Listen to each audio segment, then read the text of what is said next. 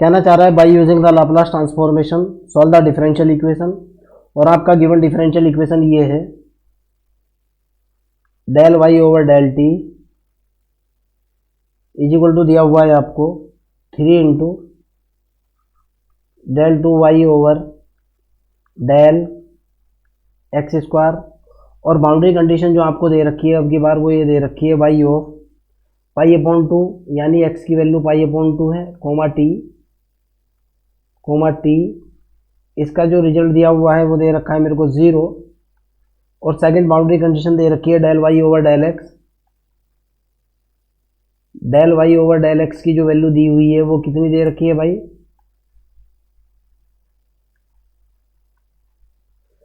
ये भी आपको दे रखी है x इज इक्वल टू 0 पे, x इज इक्वल टू 0 के ऊपर ये भी आपको दे रखी है 0, और y of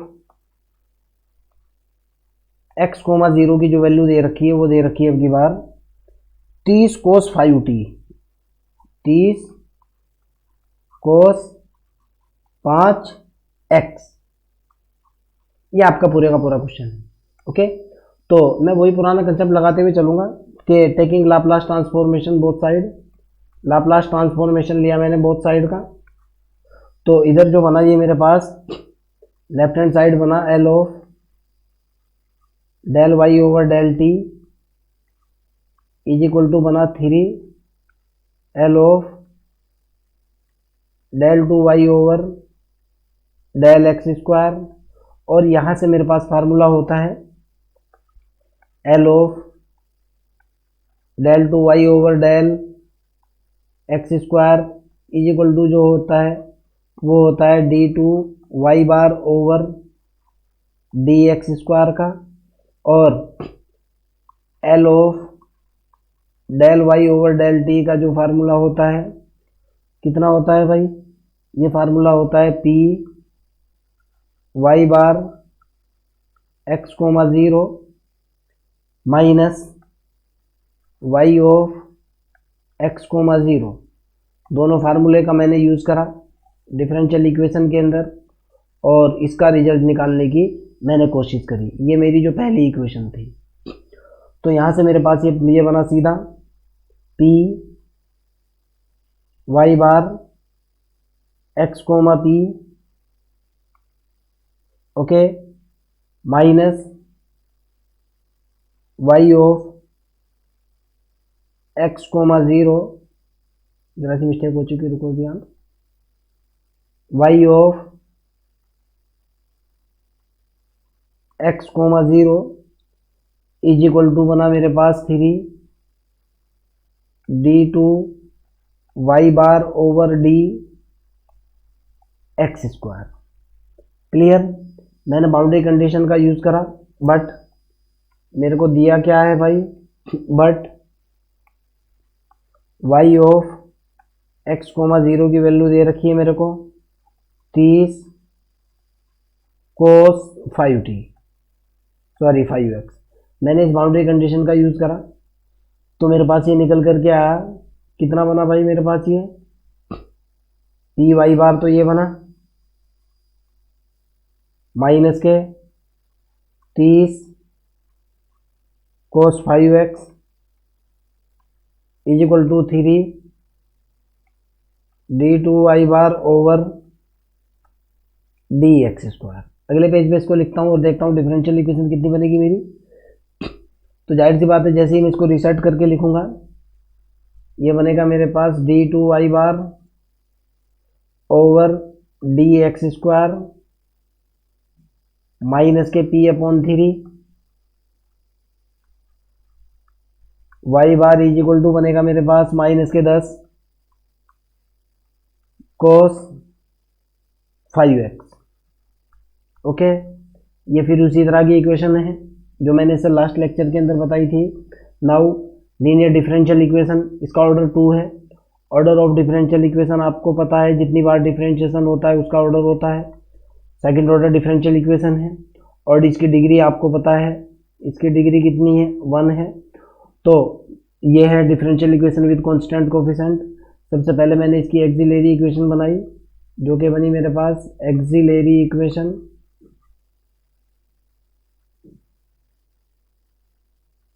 okay, auxiliary equation मेरे पास बनी डी स्क्वायर माइनस के P upon 2 into Y,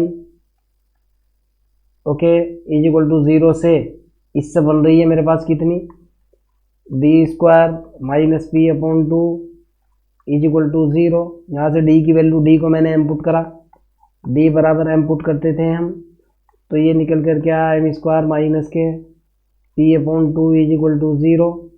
M की दो वैल्यू निकल कर के आई, plus minus under the root P upon 2। तो यहाँ से मेरे पास बना so that complementary function C F is equal to होगा C1 e to the power under the root P upon 2 plus C2 e to the power minus under the root P upon 2। और वहाँ general solution जो होता था वो होता था कितना, CF complementary function plus particular integral. अब मैं पर्टिकुलर इंटीग्रल इसकी हेल्प से निकालूंगा। नाउ CF भी लिख लेता हूँ, इधर CF लिख लेता हूँ। CF इज इक्वल टू आ रखा है मेरे पास C1 e to the power under the root P upon 2 plus C2 e to the power minus under the root P upon 2। Okay, ये मेरा कॉम्प्लीमेंट्री फंक्शन है CF। नाउ PI जो निकलेगा वो निकल करके कितना आएगा भाई, ये होगा माइनस के 10 कोस 5x माइनस के 10 कोस 5x बटे कितना बनेगा भाई, ये होगा कितना, D square minus P upon 2, D square minus के पी अपॉन 2 फार्मूला सेम है, cos AX upon D square plus B square का फार्मूला है कॉम्प्लीमेंट्री फंक्शन पर्टिकुलर इंटीग्रल निकालने के लिए। कोस AX डी स्क्वायर को रिप्लेस करते हैं माइनस ए स्क्वायर से प्लस के बी स्क्वायर। ओके, तो यहाँ हो जाएगा माइनस के 10, तो ये है ही, ये कोस हो जाएगा 5x हो जाएगा, डी की जगह डाला मैंने, कितना निकल गया भाई, ये 25 यानी माइनस 5 का स्क्वायर हो गया। और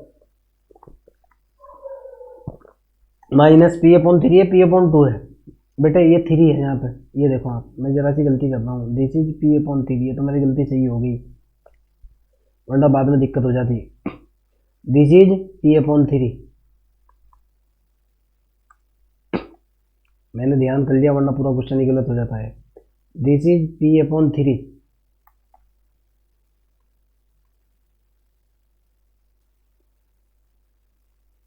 ओके, सारी बहुत बड़ी गलती कर दी थी ये तो पूरे क्वेश्चन के अंदर भाई। This is 3 and this is 3, रुक जाओ सही कर दूंगा, 1 मिनट लगेगी।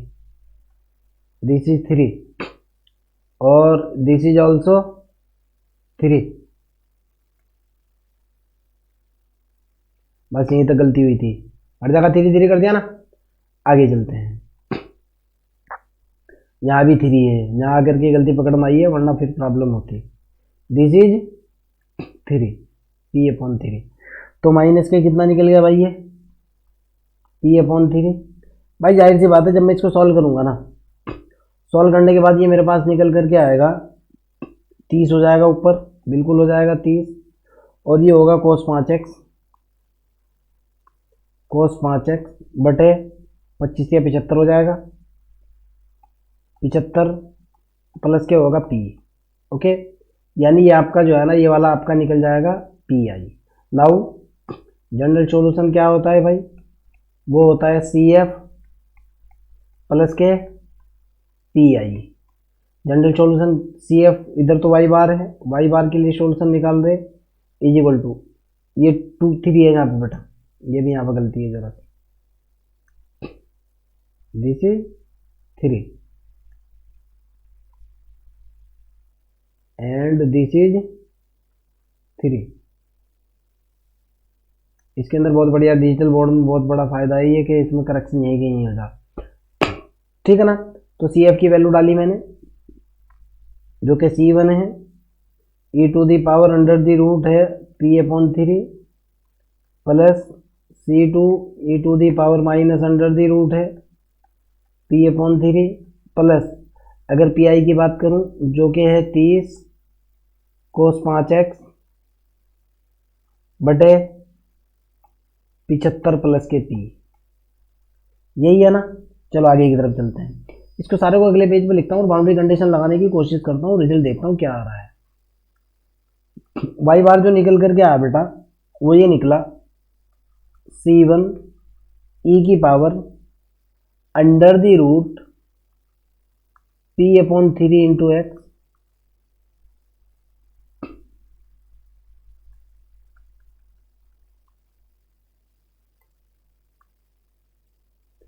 प्लस C2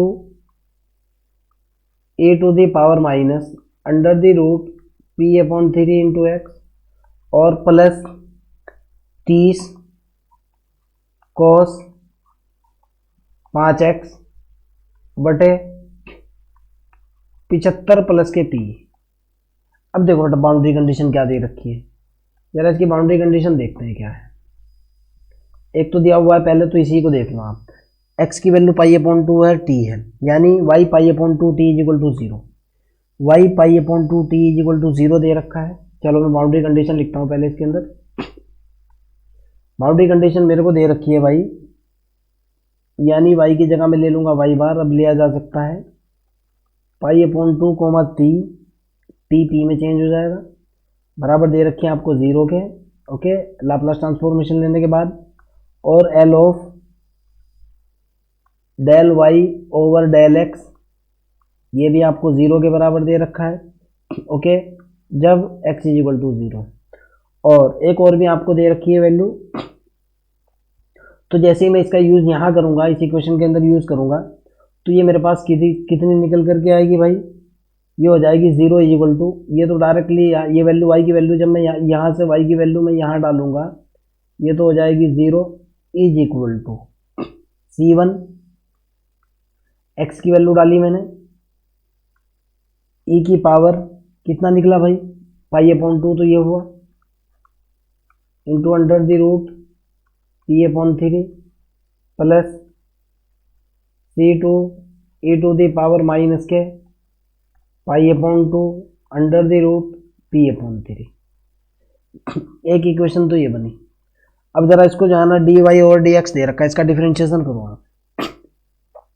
जैसे ही आप dy बार ओवर dx करोगे, ओके, तो कितना निकल करके आएगा बेटा, x के रिस्पेक्ट में डिफरेंशिएशन करते ही ये निकल करके आएगा कितना मेरे पास, under the root P upon 3, तो ये आ जाएगा भाई P अपॉन 3 e की power under the root P upon 3 into X और इंटू C1 प्लस अगले वाला जो मेरे पास निकल करके आएगा, ये तो सारे का सारा खत्म हो जाएगा ना यहाँ पे, C1 plus C2 is equal to 0 से। जरा इसमें भी देखो आप, 0 यहाँ वैल्यू डालूंगा, x की वैल्यू, ओके, यहाँ पाई अपॉन 2 रखूंगा, यहाँ पाई अपॉन 2 रखूंगा, पाई अपॉन 2 पे ये सारे का सारा 0 हो जाएगा, इसलिए इसको लिखना जरूरी नहीं है, समझा था मैंने, लेकिन आपको डाउट लग सकता है, इसलिए सारा 0 हो जाएगा ये। ओके, इसको डिफरेंशिएट करा, फिर इसको डिफरेंशिएट करा, इसको डिफरेंशिएट करने पे ये हो गया माइनस, कितना हो गया भाई, माइनस हो गया ना। करो इसको डिफरेंशिएट, देखते हैं कितना आ रहा है। माइनस हो गया, माइनस के C2 हो गया और under the root P upon 3 निकल करके आया और e टू दी पावर कितना निकला, माइनस के under the root P upon 2 निकल गया और इंटू एक्स हो गया। ओके, गुणा का निशान है बेटा, कभी आप इसको माइनस समझने लगो, मैं इसको क्रिस्टल क्लियर कर दूं, दिस इज गुणा, ये वाला गुणा का निशान है बेटा यहाँ पे।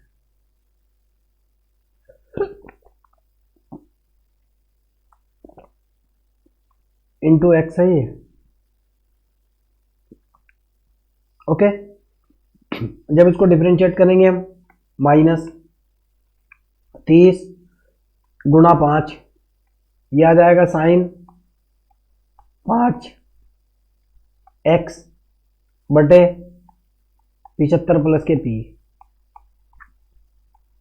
अब इसके अंदर ये वाली वैल्यू पुट करूंगा x इज इक्वल टू 0, तो जैसे ही x is equal to 0 put करूंगा, देखो आप ये वाली पूरे का पूरा तो 0 दे रखा है, लेफ्ट हैंड साइड तो 0 हो जाएगी, ये होगा कितना C1, ये तो 0 under the root P upon 3 plus ये 3 है बेटा, सॉरी माइनस के C2 हो गए, मैंने प्लस C2 कर दिया, माइनस के C2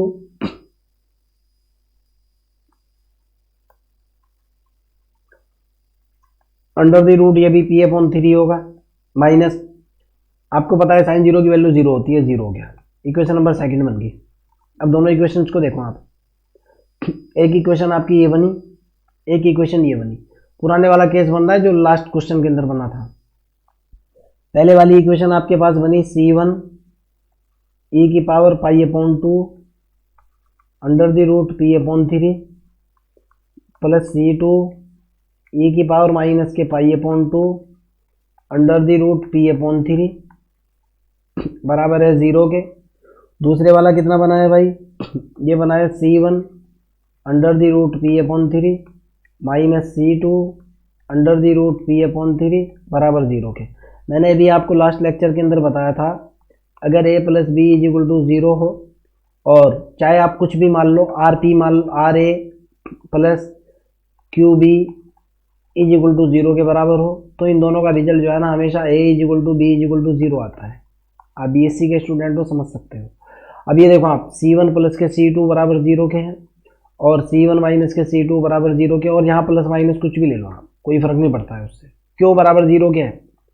ठीक, आप इसमें गुणा भाग कैसे भी करके देखो, आप इस इक्वेशन को हल करके देखो, आपके पास 0 ही निकल करके आएगा। लास्ट लेक्चर के अंदर मैंने आपको ये बात बता दी थी।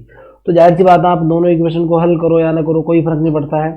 तो यहाँ से C1 is equal to C2 is equal to 0 आएगा। क्यों, मैं फिर कह रहा हूँ, अगर आपके पास a plus B is equal to 0 है और मान लिया ले लो आप क्या लूँ मैं आपको, r की जगह SP ले लो, आप SA ले लो प्लस के QB ले लो, ये भी बराबर 0 के। इस तरह की इक्वेशन को होमोजीनियस इक्वेशन बोला जाता है। ओके, और इनका जो सॉल्यूशन होता है हमेशा a बराबर b बराबर 0 होता है, अर्थात ये फार्मूला है। ओके, यहाँ ये कांस्टेंट जो है, ये चाहे जीरो क्वांटिटी हो या नॉन जीरो क्वांटिटी हो, उससे कोई फर्क नहीं पड़ता। जीरो क्वांटिटी होगी फिर तो और भी आसान हो जाएगा। S और Q ये कभी भी 0 के बराबर नहीं होते। ओके, इस पोजीशन में जो है आपका हमेशा 0 सॉल्यूशन निकलता है। तो इस केस में C1 और C2 की वैल्यू 0 निकलेगी। और अगर आपको वैल्यू निकाल करके देखनी है भाई, इसके अंदर 9th क्लास का मेथड लगाओ, इसको गुणा करो पहली इक्वेशन को under the root P upon 3 से, C1 ठीक है ना, पी अपॉन 3 से गुणा करके C2 बराबर हो जाएगा, C1 की वैल्यू 0 आ जाएगी भाई, उसी तरीके C2 0 हो जाएगा। ओके, बच्चों वाली बात है। जो 11th क्लास के अंदर या 10th क्लास के अंदर आपने सब्स्टिट्यूशन मेथड पढ़ा है 2 इक्वेशन का, वो लगा करके देखो, दोनों 0 आ जाएंगे भाई। बच्चों वाली बात है, मुझे बताना मुनासिब नहीं समझ रहा हूँ मैं, क्यों लास्ट लेक्चर के अंदर ये बात मैं आपको बता चुका। तो यहाँ से मेरे पास फाइनल सॉल्यूशन जो निकल करके आएगा, ये स्टेप भी 0 हो गया, ये स्टेप भी 0 हो गया, ये बचा मेरे पास। तो मेरे पास अगला स्टेप जो निकल करके आएगा कितना बनेगा भाई, अगला स्टेप y बार की जो वैल्यू निकल करके आई, कितनी आई भाई, y बार निकल करके आया मेरे पास 30 बटे 75p प्लस के p, और यहाँ आया cos 5x। ओके, मैंने दोनों तरफ L इनवर्स लिया, और आपको पता है y बार की जो वैल्यू होती है वो L ऑफ y होती है, आप जानते हो MSc के स्टूडेंट हो आप। ये हो गया L inverse L of y, inverse Laplace जब दोनों तरफ लिया, इधर हो जाएगा L इनवर्स 30 cos 5x बटे ये हो जाएगा 75 प्लस के p। ओके, ये तो यहाँ से ख़त्म हो जाएगा। y इज इक्वल टू, जब इसका इनवर्स लाप्लास लूँगा मैं, ये निकल करके आएगा 30 e टू दी पावर कितना, माइनस के 75t, और cos कितना होगा भाई, cos 5 है। ये आपका आंसर आ जाएगा। आपका कोई डाउट हो, कोई प्रॉब्लम हो, कमेंट सेक्शन के अंदर क्वेश्चन को डालिए, आई विल हेल्प यू।